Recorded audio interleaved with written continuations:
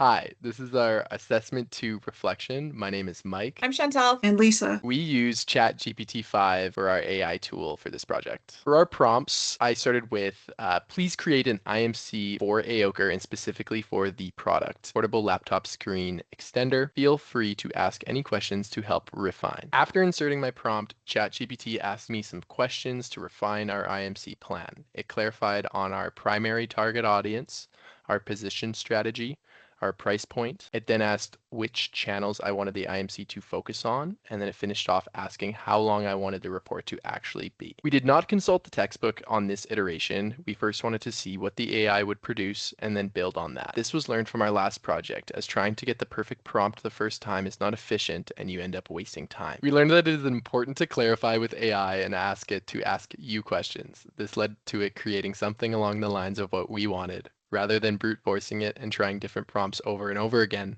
we asked different questions to refine it, and we were very happy with the results. Another skill that we learned from the last project was to feed the AI what the textbook thinks an IMC plan is. This prevented it from hallucinating and coming up with what it thought an IMC plan should look like.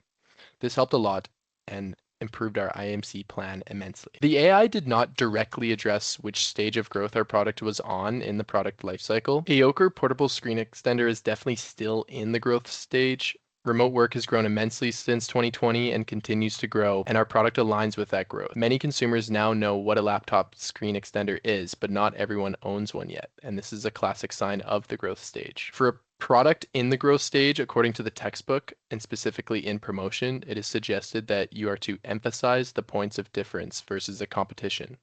This is implied in the situational overview as it mentions it competes in a crowded marketplace with tons of competitors. However, we believe this was not enough and wish that it specifically mentioned this and made it a key point along with specifying where our product was in the product lifecycle. AI selected appropriate promotional objectives and messaging for the product lifecycle stage and target market. It correctly emphasized portability and productivity, which aligned with the product's growth stage. It also noted the needs of remote professionals who value efficiency and flexible work setup. However, the objectives lacked measurable elements such as reach, frequency, attitude change goals, and the messaging was not consistent with the growth stage persuasive requirements. As a result, the initial IMC direction fit the target market and life cycle stage, but was not complete. AI generated IMC plan was clear and the information provided was correct. We did not find any spelling errors or made up statistics. However, we were not happy with the structure. It was not consistent with the textbook's ideal IMC plan. AI selected promotional tools that aligned well with a tech accessory in the growth stage for mainly remote workers. The plan included social media marketing, influencer partnerships, paid digital advertising, and Amazon optimization, which matched the strengths outlined in the textbook of digital promotion. These approaches, which would target our audience and be cost-friendly in the process. They also support a pull strategy, because it creates awareness and interest about the product, encouraging consumers to seek out the product on their own. If we were to improve the plan, we would include mobile marketing since many remote workers shop on their phone. We could also include a small sales promotion like Amazon coupon or a discount to push more people towards the product. As mentioned in the textbook, the primary objective in the growth stage is to persuade the consumer to buy the product. We found that while this wasn't directly referenced in the plan, it was heavily implied throughout the making brand differentiation and clear messaging essential. We feel that altogether AI has created a subpar IMC plan, but still needing some tweaking as it missed a few important steps. It followed most of the IMC steps, but left out a key component, the promotional schedule. Without a timeline showing when each tool will be used, the plan was not fully integrated since IMC relies on coordinating messages and activities over time. Adding the schedule and refining a few areas would make this plan more complete and better aligned with the textbook's IMC structure. Okay, with this in mind, we screenshotted the 6 steps of building an IMC from the textbook and prompted the AI to revise the plan that I originally created. This was the prompt that we used to achieve this. Given these steps, can you please refine the IMC plan that you provided to me earlier? Ask me any questions that can help. We were once again asked some important questions to help the AI clarify what exactly we wanted. By providing our final customer profile from the last assignment, it was able to generate an IMC plan that when compared with the textbook was perfect. So we reviewed the concerns with AI on the Brightspace link, and the concerns that resonated with us were data and inaccuracies and limited creativity. The information provided by AI could result in biased or outdated information and output of data that may be inaccurate.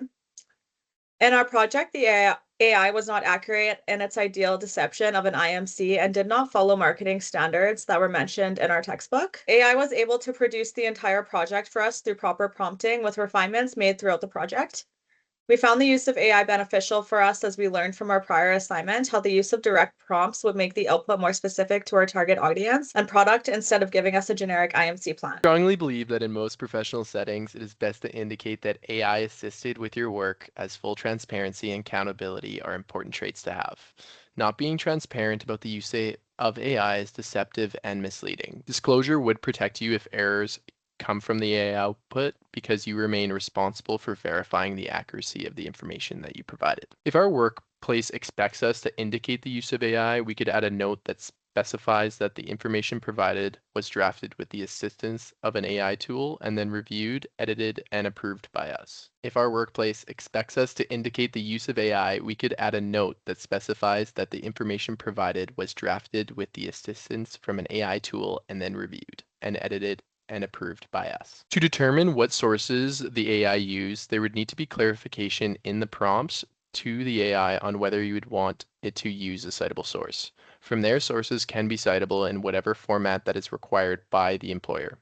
If using direct words from AI, we would properly cite which words were used in a proper format, possibly APA. We feel that overall this encompasses just being open with the use of AI as a tool and properly labeling when you use it. We would treat AI as a draft or a set of suggestions maybe, then rewrite our own words, adjusting the structure to match our thinking.